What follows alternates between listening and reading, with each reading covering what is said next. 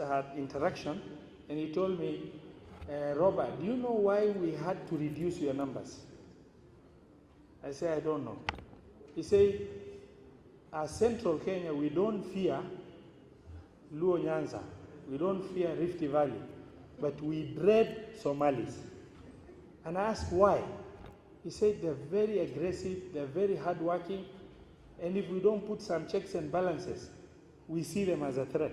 I said, threat in what form? I mean, are they threatening security or anything? No, they're a very aggressive business community. And I told him, you can reduce the numbers on the paper. But the reality is, Somalis are here. The rice will never turn to a fall. And we will fight this war with the help of Almighty Allah, with every determination that we have to make sure that you don't succeed in your bad intent. What happened in the just recently released numbers is absurd, is insane, is an issue that is extremely puzzling. If you see the rise and fall of democracies, is always occasioned by extreme marginalization and deliberate resource denial that is occasioned by the government. As a result, frustration leads to other avenues. Today, what is happening is an extremely unfortunate situation in Kenya. I asked a question. Balambala is a constituency with advice about 25 registered voters and 16,000 students in school, pupils in primary school. If you add 25 plus 16 is 39. But surprisingly, will register census population of 32,000.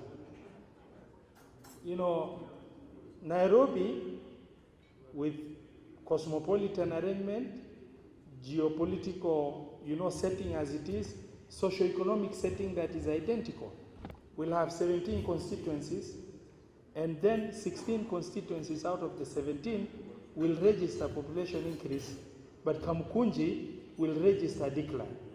I mean, you must be gifted with thickness to be able to really commit such absurd crime. Former President Kibaki said, even becoming a thief requires intelligence. Now, you can really play around with numbers, but if it is not backed up with intelligence, you're going to embarrass yourself. What happened is not census, it's the will of a few individuals in the center deciding it's not worth it. The people of Northern Kenya have persevered 50 years of resource denial. 50 years. We did not demonstrate, we did not go to court, we were not too loud about it. Instead, we chose to accept the resource denial and continue struggling until, by grace of Almighty Allah, devolution came. And now, devolution started giving a little bit of resources. Note that 50 years of resource denial, everything was going to Central Kenya. But we didn't complain. We did not demonstrate. We didn't go to the streets. We were not that loud. We were not on the newspapers. We were only talking and engaging to say we're being denied our rightful resources. When devolution came, some little resources were coming to Mandera, Garissa, Wajir. Our brothers from Central Kenya could not persevere that little resource that has come. If you combine Mandera, Wajir, Garissa, maybe 25 billion per year at its best.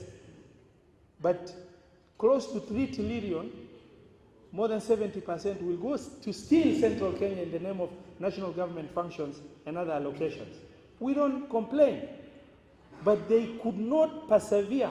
Few years of devolved resources that are shared to areas where resources have been deliberately denied for 50 successive years in this country. But the time has come when the rubber has to meet the road. And Northern Kenya will not keep quiet. We will not accept. Whatever it will take, we will fight for our right in this country. And anybody who has thought that scheming and getting what they are doing is going to succeed, you've thought really very shallow. We have dissected the census and there's no census that has taken place for the entire country. We believe in justice, we will take it to the courts. And we hope and pray that there shall not be manipulation.